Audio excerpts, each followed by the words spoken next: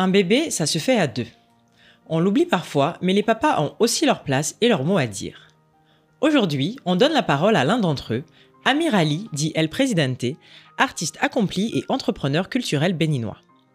À travers son histoire, nous allons nous pencher sur les réalités, les émotions et les challenges des papas, mais également écouter ses conseils adressés aux parents de la nouvelle génération. Bonjour, je suis Delali Damessi et je vous accueille dans le premier podcast africain dédié à la parentalité. Ici, je reçois des femmes, mais aussi des hommes qui ont accepté de nous partager leurs histoires de parents ou de futurs parents, sans tabou et sans filtre. Nous écouterons leurs témoignages, leurs joies, leurs peines, leurs défis, leurs conseils, pour vous permettre de vous informer, de vous rassurer, de vous aider, de vous émouvoir ou encore de vous réconforter. Bienvenue chez Baby Mams, le podcast à la fois instructif, authentique et décomplexé sur la parentalité d'aujourd'hui. Kiabi en fera toujours plus pour les familles. Pour celles qui accueillent la vie et ceux qui grandissent à toute vitesse, Kiabi vous accompagne avec sa collection maternité et bébé. Que ce soit pour vous ou pour votre petit bout, Kiabi vous propose des incontournables comme le Dorbien 100% coton à partir de 3500 francs. Parce que votre famille mérite ce qu'il y a de mieux aujourd'hui et demain. Kiabi en fera toujours plus pour les familles. Retrouvez vos magasins Kiabi près de chez vous à Abidjan, Dakar, Douala, Brazza, Libreville, Ouaga et sur nos réseaux sociaux Kiabi Africa. Kiabi, la mode à petit prix. Amir. Moi, je vais pas t'appeler El Presidente, je vais t'appeler Amir, parce qu'on se connaît. Et il faudrait que tu te présentes quand même pour ceux qui ne te connaissent pas. Qui es-tu, Amir? Que fais-tu? Et de qui est composée ta famille? Alors, je m'appelle Amir Ali, à l'état civil, comme on dit souvent au Bénin, quand les gens se présentent, ils disent à l'état civil. À l'état civil, oui. Mon nom d'artiste, c'est El Presidente. J'ai fait partie d'un groupe qui s'appelait Diamant Noir. Et on a fondé le label Cotonou City Crew, qui a eu beaucoup de succès pendant 20 ans dans la musique au Bénin. Et après, je me suis tourné vers la production de spectacles. Là, en ce moment, je produis une comédie musicale sur le roi Béhanzin, qui est un symbole de la royauté au Bénin et de la résistance. Et donc, j'ai une famille de 2 enfants, donc une femme également, naturellement. Et donc, une petite fille qui s'appelle Kailine, qui a 11 ans, et un garçon qui s'appelle Shine, qui vient d'avoir 6 ans. Donc, donc, nous sommes 4 dans cette famille, et je ne dirais pas que je suis le chef de famille, parce que je trouve ce titre un peu dépassé. Je dirais que ma femme et moi, on essaie d'élever les enfants de la meilleure manière possible, et sans que l'un ou l'autre ait plus raison que l'autre. Ouais. Alors, tu es le premier papa à participer à ce podcast et je suis ravie de justement t'accueillir pour avoir la vision des pères, parce que souvent on est là, la mère, on parle des mamans, des futures mamans, mais on n'entend pas souvent les papas, et donc c'est l'occasion dans ce podcast, c'est pour ça que j'ai voulu... je veux avoir plusieurs papas, mais donc tu es le premier à qui je donne la parole. Je pense, enfin, j'espère que tu vas vraiment nous donner tous les secrets, tout ce que les papas pensent en cachette et qui n'osent pas nous dire. Donc, on va remonter à la, je veux pas dire à ta première grossesse, mais à votre première grossesse, à la grossesse de ta femme. En même temps, c'est ça, hein. C'est la mienne, c'est la tienne aussi. À l'annonce de cette grossesse-là, déjà, je vais poser la première question. Est-ce que tu as toujours voulu être père? Est-ce que c'est quelque chose qui... tu t'es dit, moi, un jour, j'aimerais être père, j'aimerais connaître ce bonheur-là, ou ça ne t'est jamais venu à l'esprit? Si, j'ai toujours eu cette envie-là. Oui. Je pense que ça vient aussi de l'éducation que j'ai eue. Mes parents sont toujours ensemble aussi, d'ailleurs. D'accord. Donc, j'ai toujours eu ce schéma familial de... Papa, maman, exactement, les enfants. Toujours ensemble avec les enfants. Et donc, pour moi, évoluer dans la vie, entre guillemets, réussir sa vie de famille, c'est avoir une femme et avoir des enfants. D'accord. Donc, j'ai toujours avancé en me disant que je voulais trouver la bonne personne qui allait me permettre de faire des enfants avec elle. Contrairement à ce qu'on pourrait penser, je me tapais pas 50 000 filles et tout ça, etc. J'ai toujours cherché la bonne. Ouais, exactement. Donc, ce qui est pas commun pour un homme, d'ailleurs. Effectivement. Mais bref. Et donc, ouais, j'ai toujours voulu avoir des enfants, et j'ai toujours voulu avoir une fille d'abord. Ah oui, pourquoi? Ben, je sais pas, parce que j'ai toujours eu l'impression que les filles était pour les papas, était Oui. vraiment beaucoup plus... C'est ce qu'on dit, apparemment. Ouais, non, mais et c'est ça parce que ma fille, c'est mon portrait craché. C'est vrai, tu ressembles beaucoup. Ouais, et même au niveau du caractère. Oui. Vraiment, c'est moi, j'ai jamais vu ça. Et donc, j'étais très content quand on a eu la fille d'abord, et puis après on a eu un garçon, donc le cheminement normal de ce que je voulais, quoi. D'accord. Alors, je remonte maintenant à l'arrivée de Kailine. Donc, comment tu as appris cette grossesse-là et qu'est-ce que tu as ressenti en tant que père, Là, futur père? Là, il faut que je te remette dans le contexte en plus. Déjà, parce que- même, attends, oui, comment on t'annonce ça? Parce que Ouais. c'est vrai que ta femme, à l'époque, si je me trompe pas, vous étiez pas dans le même pays, c'est ça? Exactement. Tu as bonne mémoire. Oui, hein, je me rappelle, tu m'avais raconté ça. Donc, du coup, voilà, raconte-nous. Je vais pas raconter l'histoire à ta place. Enfin, si tu peux, bien sûr. Si tu peux. Après, on peut juste aller non, jusqu'à non, parce que de l'annonce. toute façon, il faut le contexte. Ok, Sinon, oui. donc ma femme habitait aux États-Unis. D'accord. Et moi, j'habitais au Bénin. J'étais rentré au Bénin pour continuer ma carrière, ainsi de suite. Mais j'allais la voir à peu près tous les 3 mois. Le moment où je vais la voir en novembre 2012, j'avais décidé que c'était fini. Pour Ok. moi, j'en avais marre. Cette relation À à distance distance, ça pouvait pas continuer. Et c'est à ce moment-là qu'elle est tombée enceinte. Et Ok. donc, on savait pas du tout, c'était pas prévu. Ok. Elle prenait la pilule. En tout cas, c'est ce qu'elle m'a dit. Oui. Je sais pas. C'est vrai que vous, vous y connaissez rien. On peut faire ce qu'on veut. Hein. Exact. Donc, je sais pas si elle prenait la Oui. pilule, mais en tout cas, voilà. Et ce qui est marrant, en plus, c'est que ce jour, enfin, bon, je raconte pas ma vie, mais Oui, ce mais- jour-là, elle m'a dit, je vais tomber enceinte. D'accord. Ah oui? Ok. Mais elle rigolait, je crois. Donc, bon, bref. Ah, peut-être qu'il savait. Hein. En tout cas, je sais pas. Donc, je rentre à Cotonou. Pour moi, la relation est terminée. Bon, j'attends un peu parce que je me dis, je vais lui dire que c'est fini parce que je peux pas continuer. Donc, on se parle un peu. Et puis, un jour, et puis, elle m'appelle et puis je vois au fur et à mesure que ses seins ont augmenté, en fait. Je dis, mais c'est bizarre, ça. Qu'est-ce qui se passe, en fait? Je comprends pas. Et donc, elle me rappelle un jour et elle me dit, ah, je suis enceinte. Et au lieu d'être choqué et de me dire, ouais, bon, mais je voulais rompre, etc., je me suis dit, non, peut-être que là, C'est peut-être un signe? C'est ça, c'est Oui. le signe. Et je crois beaucoup au signe, Oui, en plus. oui. Donc, je me dis, c'est un signe pour qu'on continue ensemble. Et elle-même, elle s'est mise en tête que là, à ce moment-là, il fallait qu'elle vienne vivre avec moi au D'accord. Bénin. Et donc, du coup, ça a accéléré les choses. Et finalement, Kailine a sauvé notre couple. Ok, ok. Parce que si elle n'était pas enceinte à ce Oui. moment-là, Ça on n'allait pas ça aurait été continuer. terminé. Donc finalement, je l'ai très bien pris. Aucune peur, aucune appréhension.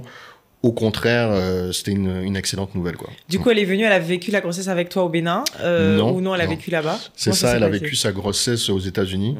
Mais j'allais la voir régulièrement. D'accord. Donc, Donc j'ai fait les oui. premiers rendez-vous avec le Les médecin. échographies et tout. Exactement. Comment ça se passe? Parce que nous, les femmes, on sait comment on ressent les choses. En tant que père, quand on voit une image à l'échographie, qu'est-ce que tu ressens? Est-ce que tu te rends compte que tu réalises que tu vas être père? C'est quoi ton ressenti? Bizarrement, moi, ça m'a pas. C'est pas comme dans les films où genre tu vois l'échographie et tu as Mais l'émotion. il y a le des gens truc. comme ça. Donc, genre, oui, ok. Non, en fait, je savais que j'allais être père, donc de Oui. toutes les manières, ça allait arriver. Oui. Bon, c'était déjà le cheminement, donc voir l'échographie, ça a pas rendu la chose encore plus réelle, Ok. parce que je voyais déjà le ventre Ventre, ça arrondit. évoluer. Par contre, ce qui est marrant, c'est que le gynéco, au début, nous a dit qu'il pensait que que ça allait être un garçon. D'accord. Et moi, j'ai dit à Chloé, jamais ça serait une fille, Ça j'en serait suis une fille, persuadé. oui. Elle disait, mais non, le médecin a dit que c'est... Et donc, au 5e mois, quand on y est allé, il a dit qu'il s'est trompé et que c'était une fille. Ah. Et donc, j'ai sauté dans tout le truc, parce que j'y croyais véritablement. Mais à part ça, ça m'a pas... À part ça, oui, t'as non. pas, enfin, ça t'a pas, c'était normal, quoi, pour toi. Ouais, ben Voilà. oui, elle était enceinte, elle va avoir un enfant. Et donc toi, bon. tu étais prêt, comment tu t'es préparé en tant que père à l'arrivée de cette petite Kailine? Mais en fait, je me suis pas préparé du tout. Hein. Du tout. Non, c'est bizarre, mais dès lors que j'ai su qu'elle était enceinte et que la petite allait arriver, et puis j'ai pas une vie particulièrement pleine de vices où donc il faut que je change Quelque chose mon en rythme, particulier, oui. il faut que je change mes habitudes ou quoi que ce soit. Non, donc pour moi c'était elle va arriver Oui. et puis on va s'habituer au fur et à mesure, D'accord. on va apprendre sur le tas Oui. et donc j'avais vraiment pas d'appréhension. Ok. Et c'était one day at a time, finalement. Donc, Alors justement, quand elle est arrivée, comment ça s'est passé ah ouais, là, ça, c'est autre chose, par contre. Parce Ah que voilà, raconte-nous. là, on prépare personne à ça. Oui. Au départ, dis-toi que donc, ma femme accouche aux États-Unis. Oui. Et sa mère devait venir nous voir. Et donc, sa mère, finalement, annule et dit qu'elle vient pas nous voir. Et moi, je me suis dit, on va pouvoir gérer à 2. Ok. On savait pas, on connaissait Oui. pas. Et au final, ma mère dit non, bon, mais moi, finalement, je vais venir, je vais rester avec nous un mois. Je dis, mais non, maman, c'est pas la peine, T'inquiète, etc. on gère. Elle insiste, elle vient. Déjà, le lendemain de l'accouchement, on était totalement KO, Chloé et moi. Mais quand je te dis KO, c'est-à-dire que KO technique. Il y avait Ouais. des gens qui venaient même dans la chambre. On s'en rappelle à peine Oui. que ces gens-là étaient passés. Et donc, on est rentré à la maison et on a décidé de faire les 3-8. Moi, je faisais les 8 heures dans la nuit. Quand même, tu te levais quand même. C'est ça que je faisais. C'est elle qui te l'a imposé ou bien c'est toi-même parce que il y a des pères qui se disent que c'est des choses de la maman. Tu sais, en Afrique, on dit c'est la maman, la grand-mère, enfin la famille qui s'occupe et puis le père reste un peu en retrait. Est-ce que toi, on t'a laissé cette place-là ou tu t'as imposé toi-même? Non, je me suis dit que je suis le père. Oui. Je vais pas regarder ma femme et ma mère faire les choses. Sinon, en plus, je passe à côté des premiers jours, je passe à côté des premières émotions finalement. Oui. Et donc, j'ai vraiment voulu m'investir dans ça. Donc, ma mère a décidé de prendre 8 heures dans la journée. Chloé aussi. Chloé, au début, donnait le sein, mais ça lui faisait mal. Donc, du coup, on avait des petits biberons. Comment ça s'appelle? Stimulac? Ou bien, je sais plus, c'est un truc pour américain. L'aider à... Ouais, de biberon. De lait? Ouais, mais c'est Similac, ça s'appelle, je crois. Peut-être c'est un truc américain. Un truc américain. Okay. Donc, du coup, elle avait pas besoin de se réveiller la nuit pour donner le sein. Okay. Donc, c'est moi qui m'occupais de la petite la nuit. Ouais. Pour que ma mère et elle puissent se reposer. Et puis, donc, on tournait comme ça les 3-8. Mais, je peux te dire que c'était tendu. C'était tendu. Ouais. Et surtout Chloé. Là, à ce moment-là, son caractère a totalement changé. C'est-à-dire, j'ai découvert une autre personne. Ok, c'était une autre personne. Ouais, elle était fatiguée. Mais il y a les hormones, il y a tout ça. Et c'est ça souvent qu'on comprend pas. Une mère qui vient d'accoucher, il y a énormément de choses. On en a parlé, on en parle ici, les hormones, la dépression postpartum, le baby blues, whatever. Mais que les papas, effectivement, ne comprennent pas forcément. Et on disait qu'effectivement, il faut beaucoup de communication. Comment vous avez géré cette période-là, justement, où tu vois ta femme changer complètement de personnalité et toi, face à ce nouveau bébé qui arrive, comment tu as pu gérer tout ça émotionnellement parlant? Non, c'était compliqué, mais déjà, je me disais qu'il fallait que je puisse me mettre à sa place et que je puisse comprendre que c'était difficile pour elle, avec tout ce qui se passe à l'intérieur de votre corps. À l'hôpital aussi, les douleurs. Après, elle avait vraiment mal au sein. Vraiment, c'était horrible pour elle. Elle supportait pas. Avec la fatigue, en plus, elle culpabilisait, tu vois. Il y avait tout un tas de trucs qui se mettaient en place. Donc, au final, même quand elle était énervée ou même quand elle parlait mal, moi, je devais juste prendre un peu de recul et puis... Tu arrivais à prendre sur toi, mais ça, c'est bien. Je me suis dit, c'est pas le moment de m'énerver de toutes les manières. Donc après, on avait des discussions. Je disais, bon, t'as pas besoin de t'énerver, machin.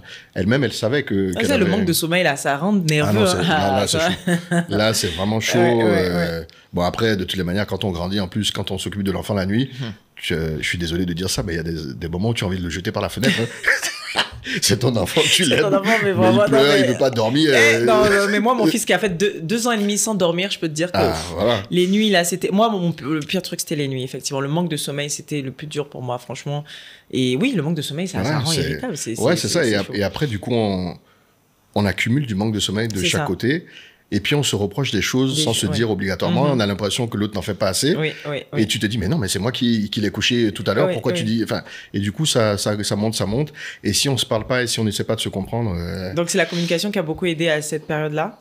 Totalement. Et puis, chercher à se mettre à la place de l'autre. Vraiment, je pense que c'est le plus important. Pas penser qu'on a raison et comprendre qu'on est là pour s'aider les uns les autres. L'un et l'autre. Bien sûr. Parce que si on se dit qu'on fait tout et que l'autre ne fait rien à chaque fois... Non, à un moment, ça s'équilibre de toutes les manières. Il faut pas se dire, ouais, c'est moi qui ai tout fait, là, maintenant, c'est à ton tour de tout faire. Non, il faut laisser les choses s'équilibrer, quoi. Alors, donc ensuite, vous rentrez au Bénin. On passe par la France d'abord. Mais en tout cas, vous rentrez, vous installez. Ça se passe bien, je veux dire, la vie avec la petite, elle commence à grandir. Toi, tu as ta carrière, donc revenons sur ta carrière. Comment tu t'organises en tant que père pour trouver cet équilibre familial au moment où une petite vient d'arriver dans votre duo? Maintenant, vous êtes un trio. Comment ça se passe? Mais j'ai eu de la chance, justement, finalement, parce que je me dis que c'est le métier que j'ai fait, le fait d'être à mon propre compte, d'être un artiste, d'avoir mon propre label, d'avoir ma propre boîte de com. Je fais mon emploi du temps. Si j'ai pas de rendez-vous, si j'ai pas de choses importantes à faire, je peux rester à la maison, je peux rentrer plus tôt, je peux planifier des vacances. Et donc, j'avais pas d'obligation qui m'empêchait d'être là. Alors que si j'avais un 9-5, j'aurais été obligé de partir de la maison le matin, revenir le soir, et puis je serais passé à côté de beaucoup de choses. Et donc, Chloé, la première année, elle travaillait pas. Et malgré le fait que j'essayais de mettre mon emploi du temps au service de la famille, elle avait quand même l'impression que j'étais pas suffisamment là. Ah oui? Oui, parce qu'elle connaissait pas grand monde. Ok, d'accord. Et sa vie tournait autour finalement de l'éducation de Kylie au début. Ouais. Et puis à un moment, ça la saulait. Hein. Enfin, Oui. même si elle adorait la petite. Oui, bien sûr. Bon, à un moment, ouais. c'est relou. Donc elle avait l'impression. Et puis, en fait, ça, c'est vraiment parce que la femme donc, qui s'est occupée de l'enfant toute la journée, Oui, pour elle, elle a déjà fait beaucoup. c'est ça. Mais toi, tu es au travail. Oui. Et tu rentres. Oui. Donc elle se dit que tu vas prendre la suite directement. ça. Mais toi, tu rentres du travail aussi. C'est pas que tu étais en train de t'amuser dehors. Oui, oui. Donc si tu prends pas la suite de l'enfant tout de suite, elle est frustrée d'une certaine manière. C'est ça, parce qu'elle se dit elle s'est occupée de l'enfant toute la journée. Exactement, Oui, mais toi, c'est tu ça. t'amusais pas. Donc, tu vois, il y a des petits Oui. clashs comme ça. Et Mhm, puis, mhm. Mais oui, bon. justement, comment on arrive à gérer ça? Parce que c'est vrai que les hommes, c'est vrai qu'ils sont souvent focus sur je dois ramener de l'argent à la maison, je dois. C'est vraiment souvent les hommes, on entend, c'est vraiment le côté financier. Ils veulent mettre à l'abri, et protéger la famille, mettre à l'abri tout le monde. Et souvent, voilà, ils réalisent pas forcément que nous, les mamans, les femmes, on a besoin aussi. On n'a pas besoin que de ça. On a besoin aussi de la présence. On a besoin d'un père présent pour notre enfant. Toi, tu disais que tu partais, tu bossais, et quand tu revenais, ben, on s'attendait, madame s'attendait à ce que tu sois là. Comment vous avez réussi à gérer ça? Parce que c'est pas évident. Sur le tas, j'ai commencé à essayer de me mettre à sa place. Enfin, franchement, c'est. Oui, en fait, il faut se mettre à la place de l'autre. C'est ça. Hein, D'accord. dans un couple, si tu te mets pas à la place de l'autre, finalement, tu peux pas. Parce que vous pouvez dire des choses et avoir tous les deux raison. Mhm. Mais l'autre va penser que tu as tort, toi aussi tu vas penser qu'elle a tort. Mais en fait, vous avez tous les deux raisons, sauf que vous avez deux points de vue totalement différents. Donc, j'ai essayé de me mettre à sa place et j'ai vu qu'effectivement, que bon, rester à la maison toute la journée, à s'occuper de l'enfant, c'est pas obligatoirement fun. Et je pense aussi que par rapport à mon métier, vu que j'étais chanteur, je vais au studio, ça a l'air fun, je fais des clips, je vais en concert, donc ça a l'air fun. Donc elle devait se dire, bon, lui s'amuse. Lui, il est en train de s'amuser. C'est ça, quoi. Et puis il rentre et puis il s'occupe pas de l'enfant. Et surtout, c'était quelqu'un qui était aussi très active. Ok. Elle travaillait, donc ça a toujours été très important pour elle. Donc ça a été problématique cette première année. Et donc, bon, on a réussi à trouver un certain rythme. D'accord. Et puis, elle a trouvé un travail. Elle a commencé à travailler. Et puis là, on n'a plus de problème du tout. Alors, comment ça justement, quand papa et maman travaillent, comment vous organisez? En Afrique, c'est vrai qu'on a de la chance, on a de l'aide aussi, avec les nounous. Comment vous avez réussi justement à trouver cet équilibre, présence même pour la petite? Parce que si madame travaille, monsieur travaille, bon, toi, tu as ton compte, mais comment vous organisez pour que ça se passe bien? Ben, la chance qu'on a déjà, c'est qu'au Bénin, en fait, les distances sont réduites. Ah oui, c'est donc vrai. tout est côte je à côte. Je vais pas dire que c'est un petit pays, parce que moi, venant du Togo... c'est un grand pays. Oui, mais non, mais petite superficie. De superficie, mais le Togo est encore plus petit, tu vois. Non, donc clair. Je veux pas dire que c'est un petit pays. Oui. Donc on a tout finalement dans le même périmètre. Ok. Donc ce qui fait qu'on peut manger à midi avec l'enfant, on peut manger le soir et puis repartir. Donc tout était vraiment à distance réduite. Donc ça c'était déjà bien. Et on l'a mise à la crèche dès ses 2 ans. Crèche, ça aide. Et ce qui l'a beaucoup aidé aussi, parce que ça lui a permis d'être avec d'autres enfants, progresser assez rapidement, avoir une certaine éducation avant d'aller en maternelle. Et donc finalement, on a trouvé notre flow. L'équilibre. Ouais. Alors le deuxième arrive. Le petit garçon arrive. C'était compliqué. Comment ça s'est... Raconte-nous. Là, c'était compliqué. Alors lui, il était voulu. Ok. Elle a décidé qu'elle voulait un deuxième, donc elle a regardé la période, tac. Bon bref, il est tombé à ce moment. Hein. Mais la grossesse a été horrible. Ok. Pas qu'elle a eu des problèmes physiques, mais au niveau de son caractère, c'était vraiment horrible. Elle a changé encore. Ah non, mais là, c'était vraiment fou. Hein. Mais Amir, à chaque fois que tu dis, elle a changé encore. Mais et toi-même, tu n'as pas changé? Je te dis, il y a un jour, on était en voiture. Oui. Je lui ai dit un truc tout simplement. Elle s'est arrêtée, elle m'a giflé. Mais elle m'a giflé, mais quand je te dis gifler, c'est une vraie gifle. Une vraie gifle. Et j'ai freiné, je me suis dit, mais qu'est-ce qui t'arrive en fait? En fait, c'était les hormones. Et là, vraiment, c'était très compliqué. Mais ça, quand on te dit, quand vous dites aux hommes, là, c'est les hormones, je comprends pas qu'est-ce qui m'arrive et tout, est-ce que vous comprenez? Bon, est-ce que vous comprenez? Au moment de la gifle, je n'ai pas pensé aux hormones tout de suite. Oui. Mais après, je me suis dit, ça peut être que ça, c'est pas possible. C'est pas normal, c'est même pas un comportement qu'elle a habituellement. Donc là, pareil, tu prends du recul, tu prends sur toi, Si vous êtes tous les deux énervés dans la maison, ça sert à rien. Ok. Surtout pendant une grossesse. Ouais, grossesse, oui. Donc, tu te tais et puis tu acceptes tranquillement. Mais toi, tu es un homme vraiment... Des gens, toi, tu te tais. C'est pas tous les hommes qui font ça. Hein. Ouais, mais après, ça revient encore à l'éducation, tu vois. Oui.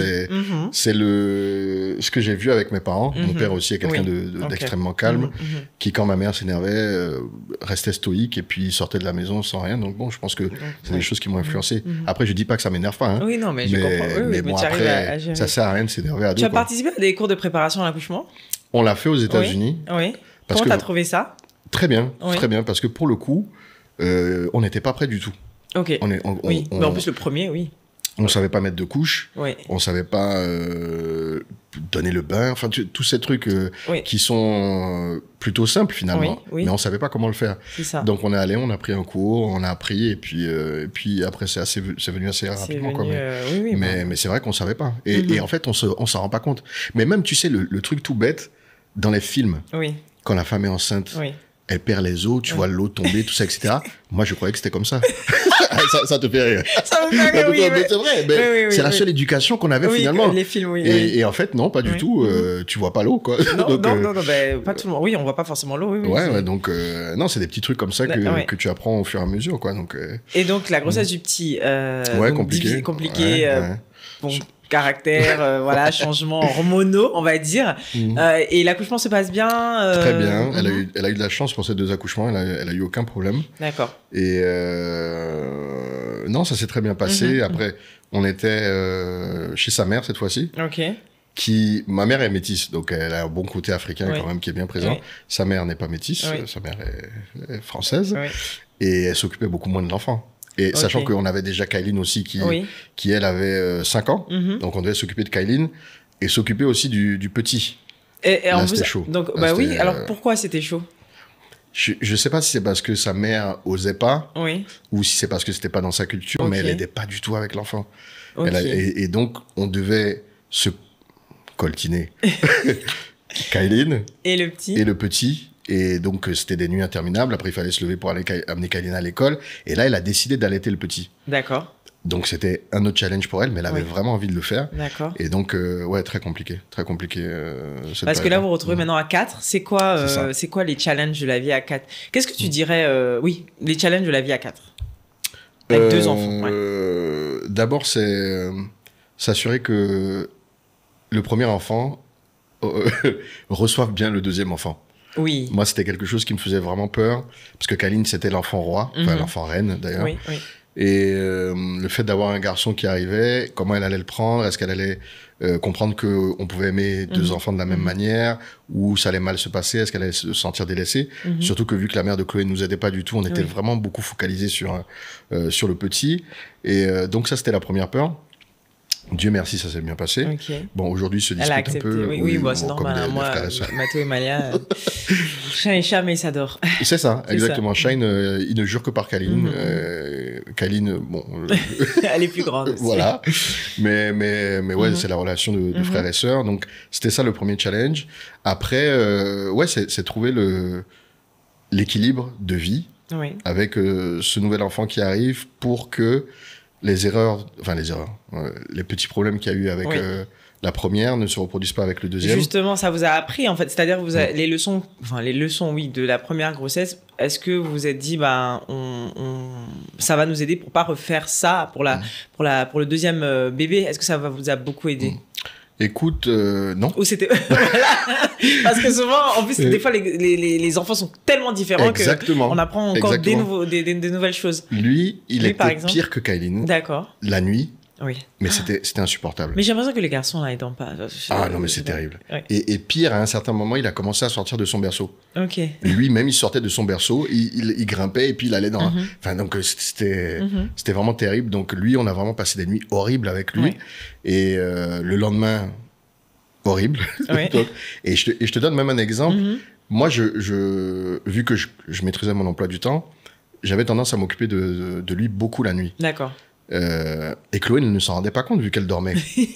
Et donc le lendemain, quand moi j'étais fatigué, elle me reprochait d'être fatigué parce qu'elle savait pas que moi je m'étais occupé de l'enfant la nuit. Okay. Donc c'était des trucs comme ça.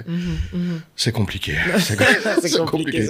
Mais maintenant ça va mieux, ça va. Il a 6 ans. Il a 6 ans maintenant. Vous avez l'équilibre. Alors tu es artiste, tu es entrepreneur dans le monde du spectacle. Est-ce que comment tu gères enfin tu vois le côté public?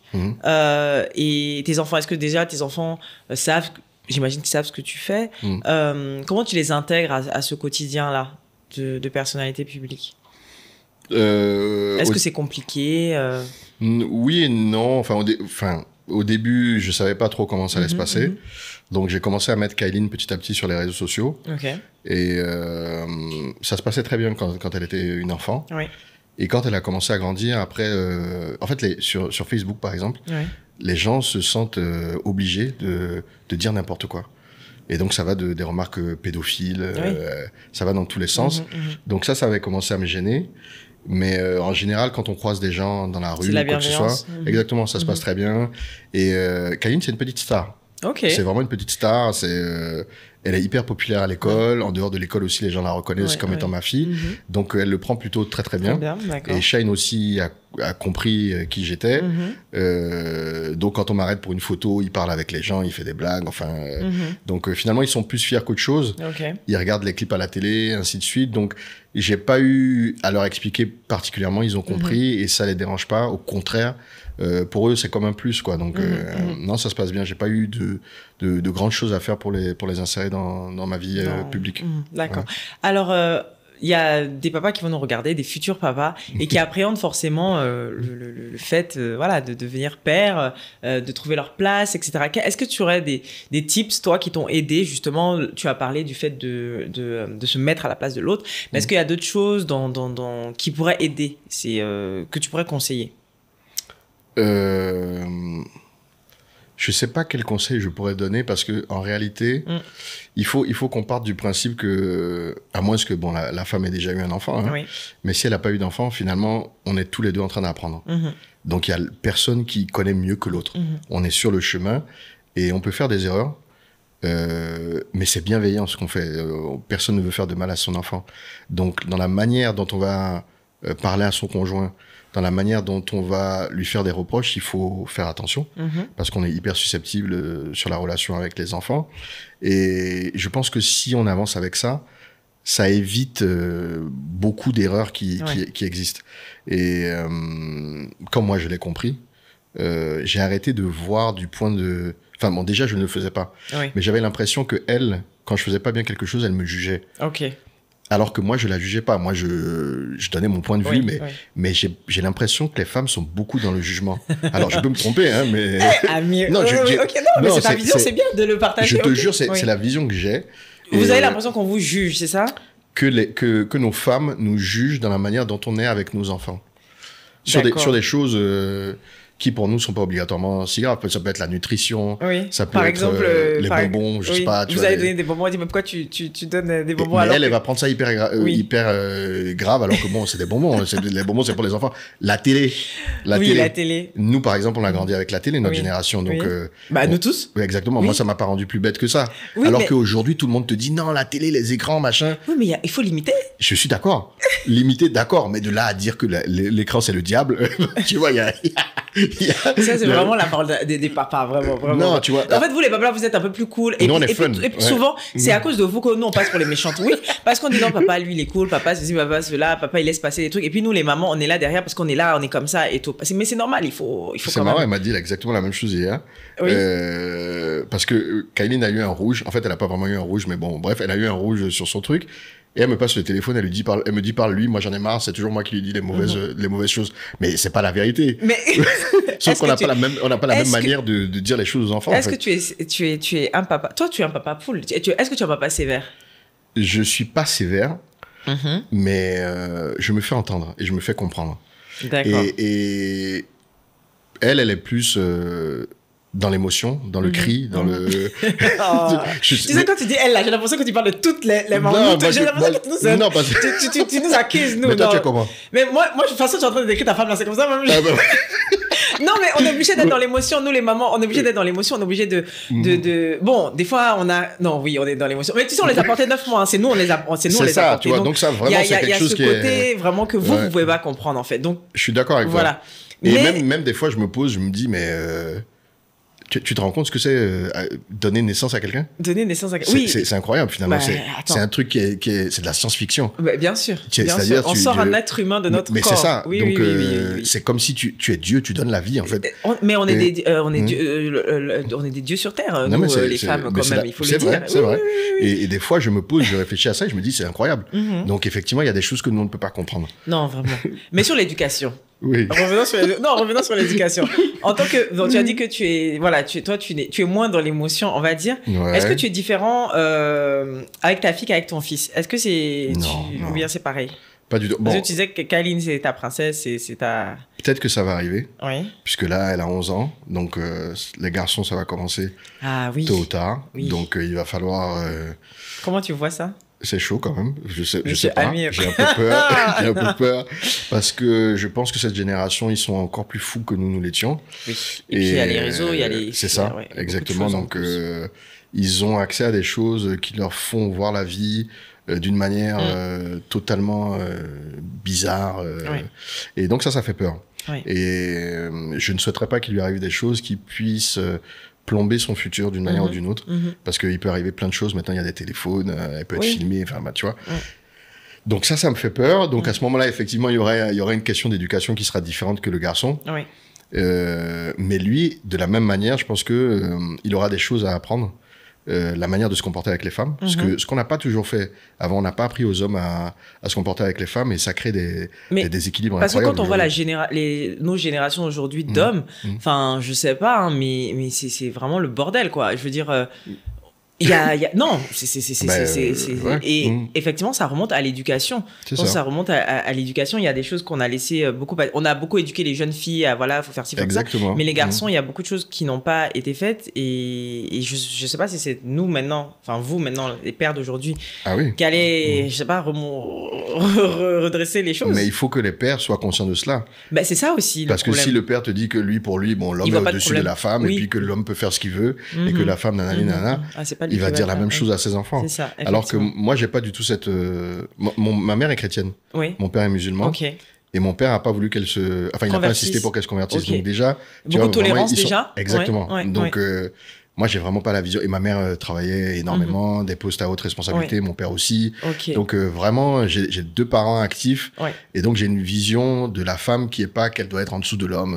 Tu dois être à la maison, à cuisiner. Pas du tout. Et même pour aller plus loin, ma mère n'a jamais fait les courses. Ok. C'est mon père qui faisait les courses le samedi, et qui nous amenait avec lui. Donc, ma mère, je l'ai jamais vu cuisiner, tu vois, ce genre de choses. Donc, j'ai pas ces obligations-là. Donc, vraiment, ça va être de dire à ma fille qu'il faut faire attention, qu'il faut se respecter, qu'il faut avoir des valeurs, et dire aux garçons qu'il faut respecter les femmes, et qu'il faut pas penser que parce qu'on est un homme, on est supérieur aux femmes, et... c'est comme ça, petit à petit, que le monde va évoluer, parce que là, c'est une catastrophe. Hein. Non, là, vraiment, moi, je pense que la génération à venir, enfin, la génération qu'on voit, tout ce qu'on voit et tout ce qu'on voit sur les réseaux, effectivement, ça fait vraiment peur. Et en tant que parent, c'est clairement une responsabilité. Mais ce qui est bien dans ce que tu dis, c'est que tu te rends compte que c'est pas que le rôle de la mère. En fait, c'est un travail de couple. Et même, je pense après, il y a des gens qui sont aussi séparés. Il faut que ça reste quand même... une éducation du père, éducation de la mère, pour faire des enfants, forts et respectueux. Mais c'est pas évident. Franchement, c'est vrai que c'est pas du tout évident dans la... Mais les hommes doivent jouer leur... Tu sais, j'ai vu une étude aux États-Unis qui dit que les couples... Alors, les femmes, vous faites un travail incroyable. C'est parce que l'étude dit... Les femmes... Non, puis après, tu me dis mais... Ok, vas-y. Non, vous faites un travail incroyable. Mais l'étude montre que les couples où les enfants ne connaissent pas leur père... tournent beaucoup plus mal que des couples où le père est présent. Ce qui est totalement vrai, c'est normal. Oui, alors que la mère fait vraiment tout, donne de l'amour, tout ça, etc., se bat tous les jours.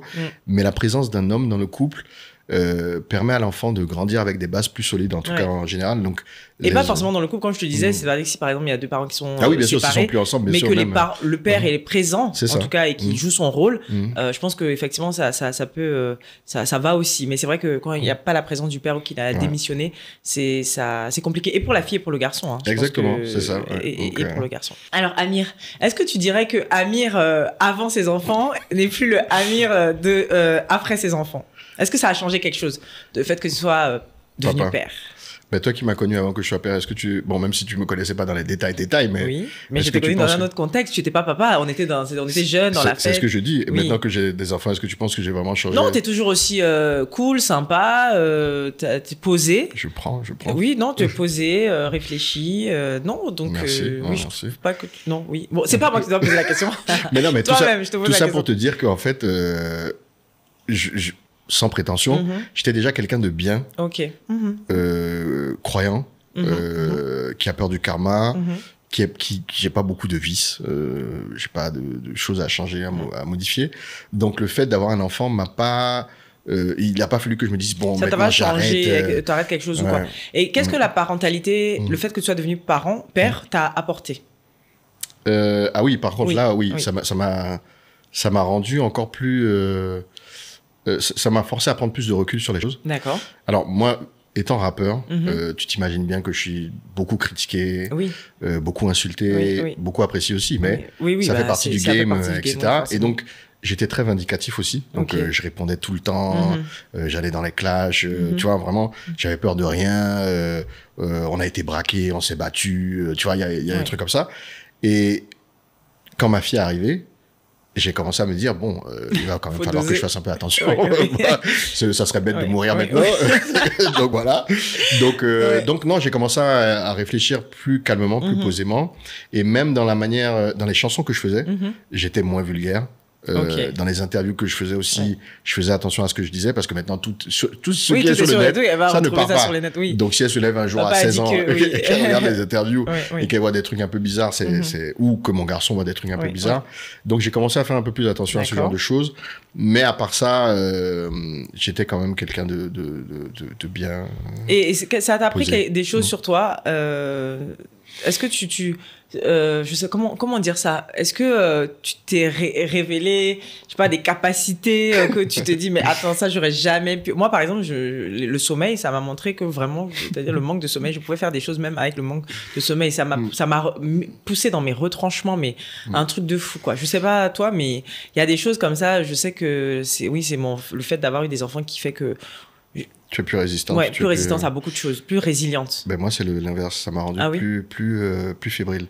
Ah bon? Ouais, parce que tu as une faiblesse. Oui. Tu as une vraie faiblesse là. C'est-à-dire, s'il leur arrive quelque chose, tout de suite, tout est augmenté.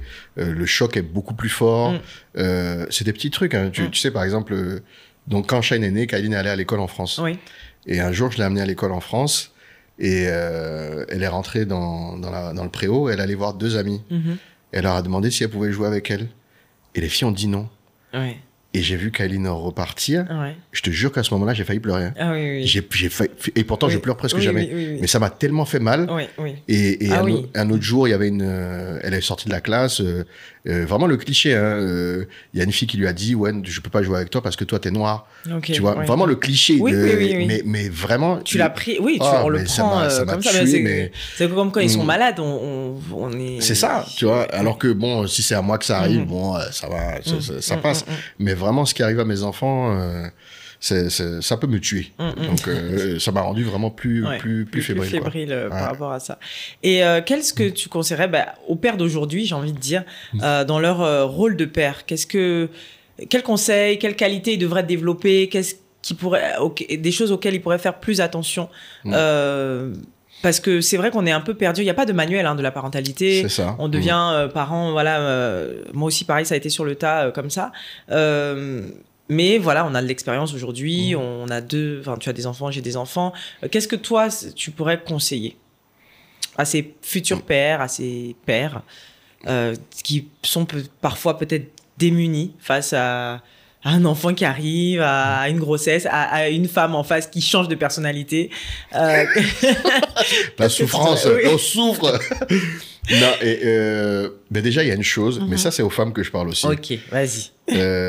Les hommes ont des sentiments, D'accord. ils ont des émotions, Oui. et il faut arrêter de penser que rien ne nous fait mal, que rien ne nous blesse. Et dans l'autre sens aussi, les hommes doivent aussi écouter leurs femmes. Ça passe par l'écoute. Il faut savoir avec qui on est. Oui. Il y a des femmes, par exemple, peut-être que ça les dérange pas, elles, de tout faire. Et que l'homme soit là pour être le provider, pour jouer avec les enfants de temps en temps, mais que finalement, il fait pas grand-chose. Si ça la dérange pas, il n'y a pas de problème. Mais si ta femme, pour elle, c'est important que tu sois là à toutes les étapes, que tu changes les couches, que tu fasses ceci, que tu fasses cela, mais fais-le. Fais-le. Oui. Sinon, après, c'est trop tard de dire, mais je savais pas, nanana. va, oui. Donc, il faut savoir avec qui tu fais des enfants. Parce que... des fois, on sait pas. Hein. Mais c'est On ça, découvre après mais les visages justement. des gens. mais justement, c'est là où on fait l'erreur. Ouais, parce et qu'on se c'est dit, là, on s'aime, effectivement, oui. on s'entend bien, on est beau, on va faire de beaux enfants, Oui. on n'a pas Mais de on connaît problème. pas la personne qu'on a en face. Exactement. Réellement. Alors qu'il faut parler de ces choses-là avant pour savoir si tu es sur la même longueur d'onde que la personne. ouais. Parce qu'il y a des hommes qui sont encore dans le schéma du patriarcat et Oui. qui se disent que c'est la femme qui doit tout faire et que eux ils doivent juste gérer financièrement. Est-ce qu'on peut les blâmer? Si ils ont été éduqués comme Oui, ça. ils ont été éduqués comme ça. Ils ont été éduqués comme ça, et puis bon, dans certaines sociétés, ça passe. Oui. Mais si ta femme ne veut pas ça, donc mets-toi au diapason et puis essaie de la contenter. Mais il faut pas rester dans ton coin en disant « Ah non, je suis l'homme, moi je vais jamais changer la couche. » Tu vois, c'est ridicule, tu vois, on est au 21e siècle. Non, c'est vrai. Mais il y en a qui n'ont jamais changé une couche ou donné un biberon. Hein. Mais ça, c'est grave. Ah oui. Mais oui, ça, oui. c'est super grave. Mais même pour toi, tu vois, donc... je trouve que c'est des moments à partager avec l'enfant. C'est pas ce qu'on préfère de changer la couche. Oui. Mais il faut le faire. Tu aimais changer les couches, toi? Bien sûr que non. Moi, on m'a tout fait. On m'a vomi dessus, Oui, on m'a ouais. fait pipi dessus, on m'a Ouais, fait tout, ouais, etc. ouais. Mais ça fait partie Ça du fait partie, oui. truc. Mais malgré ça, ma femme trouvait à me reprocher des choses, tu vois. Donc, Mais on va toujours vous reprocher des choses. c'est ça le problème. Vous aussi, il faut doser. Non, oui, Ouais. oui.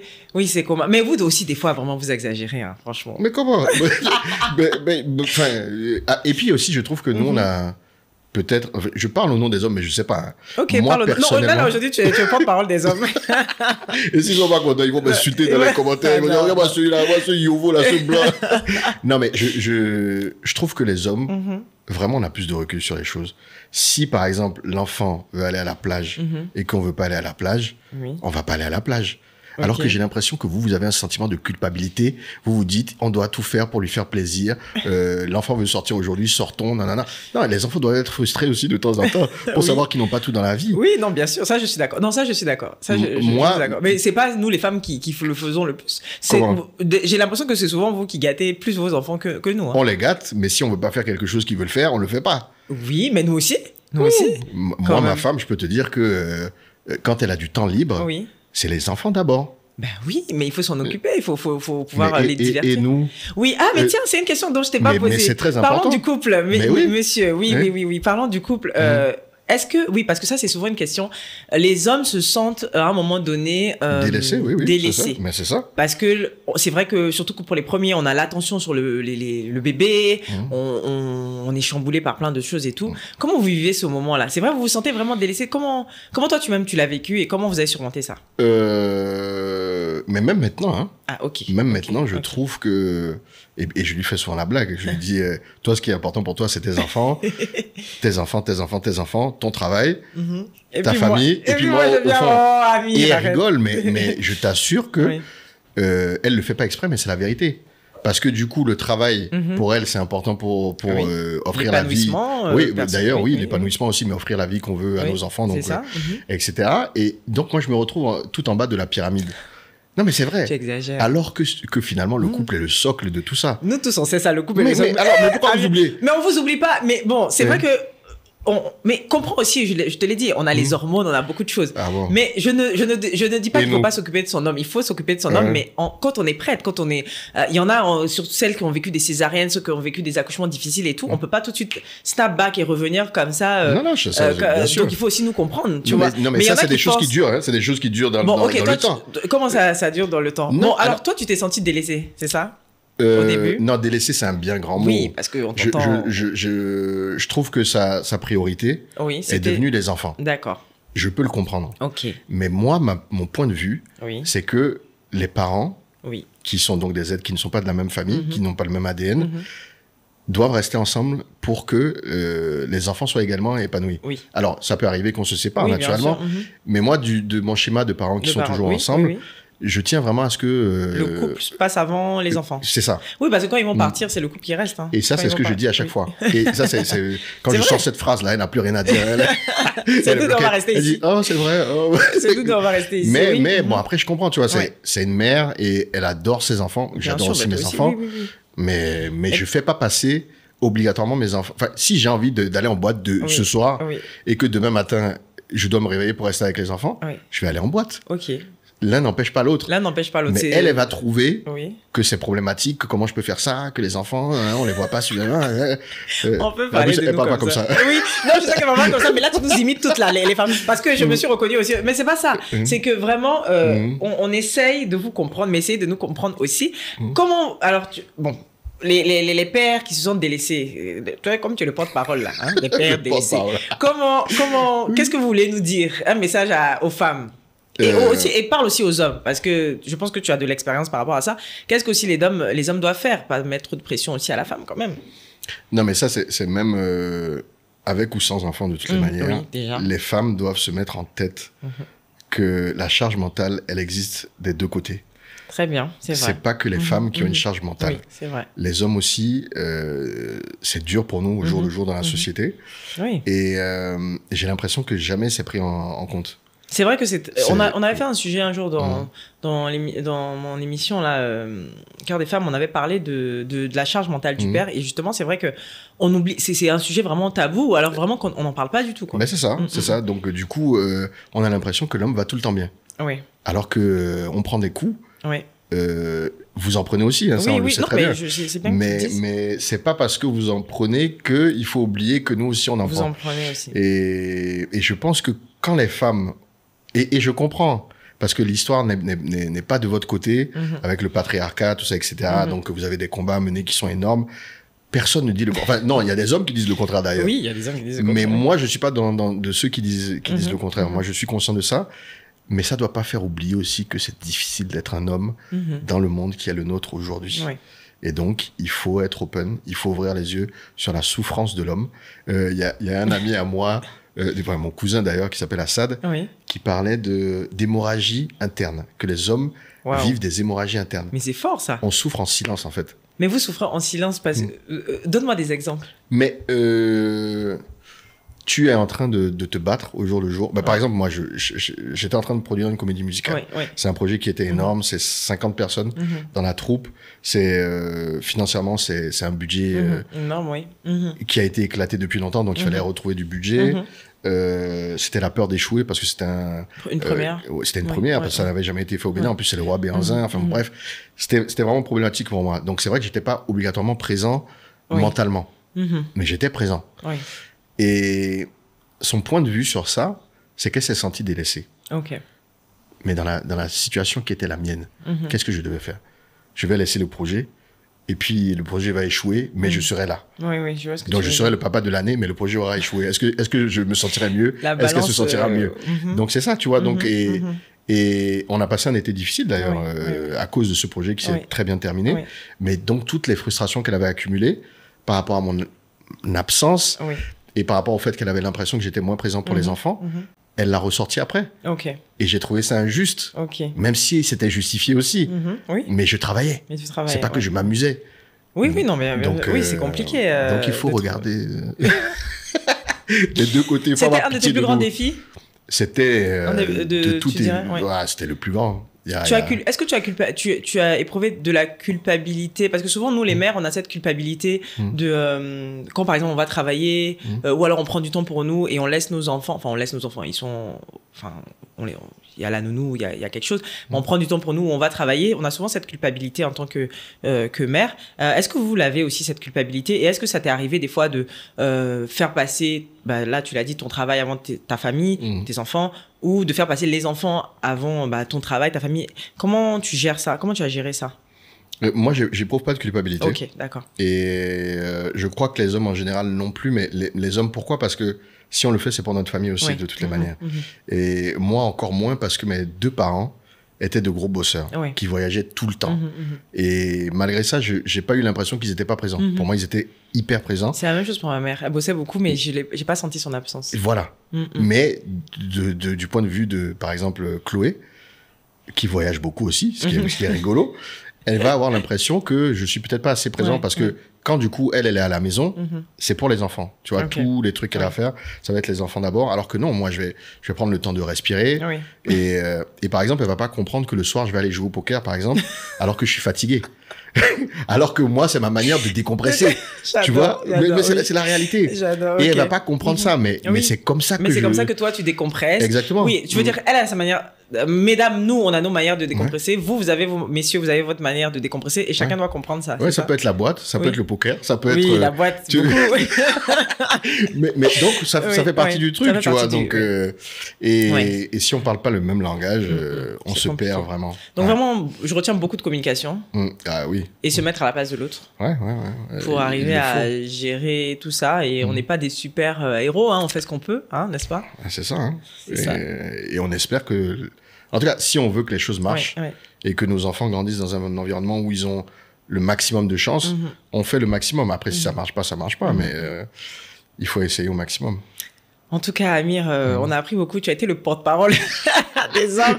On va voir ce que les femmes vont dire. On va voir ce que les hommes vont dire après cet épisode-là. Si on m'insulte à cause de toi, on m'insulte déjà suffisamment. On va pas t'insulter. C'est mon anniversaire aujourd'hui. Je pense que les hommes vont dire non, mais c'est vrai. Encore joyeux anniversaire à toi. C'est le jour de ton anniversaire. Enfin, je sais pas quand cet épisode va être diffusé, mais en tout cas, je te souhaite un joyeux anniversaire et merci d'être là en ce jour d'anniversaire. Merci à toi. Merci d'avoir partagé autant avec nous. Hein. C'est vraiment, tu as vraiment parlé sans langue de bois. On adore.